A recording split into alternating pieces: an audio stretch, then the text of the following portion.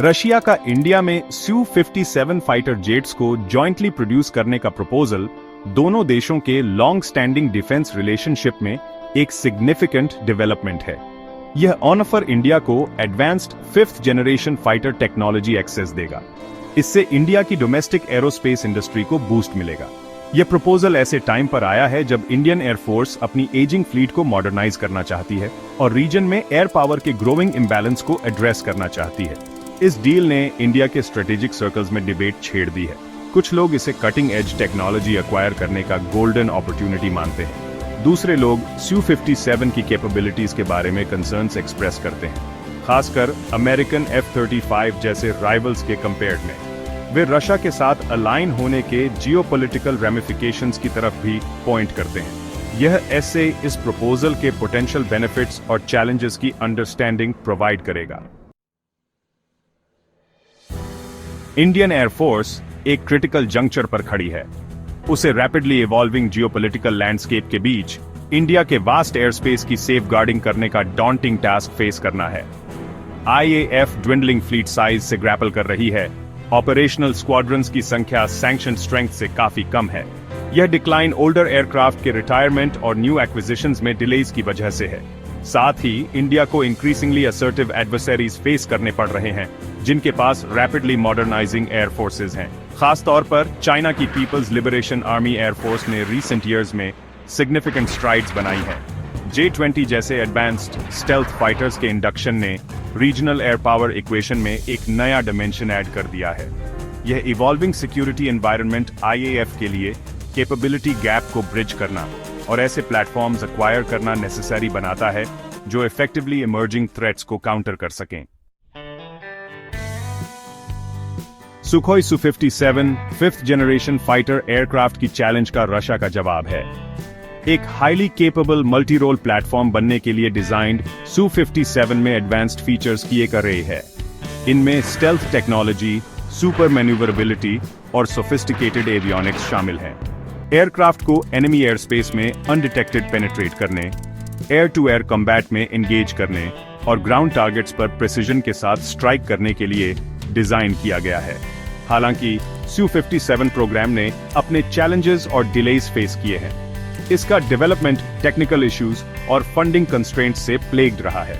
खासकर एयरक्राफ्ट की stealth capabilities debate का सब्जेक्ट रही है। कुछ एनालिस्ट आर्ग्यू करते हैं कि इसकी स्टेल्थ फीचर्स F-22 और F-35 जैसे अमेरिकन काउंटरपार्ट्स जितनी रिफाइंड नहीं होंगी। इन क्रिटिसिज्म्स के बावजूद Su-57 सिग्निफिकेंट पोटेंशियल वाला एक फॉर्मिडेबल प्लेटफॉर्म बना हुआ है। स्पीड, मैन्यूवरेबिलिटी और फायर पावर का इसका कॉम्बिनेशन इसे किसी भी फ्यूचर कॉन्फ्लिक्ट में एक पोटेंट एडवर्सरी बनाता है।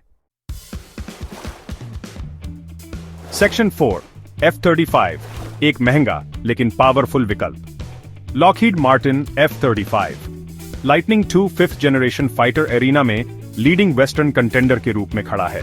F-35 प्रोग्राम काफी स्क्रूटनी और डिबेट का सब्जेक्ट रहा है, मेनली इसकी हाई कॉस्ट्स और टेक्निकल कॉम्प्लेक्सिटीज के कारण।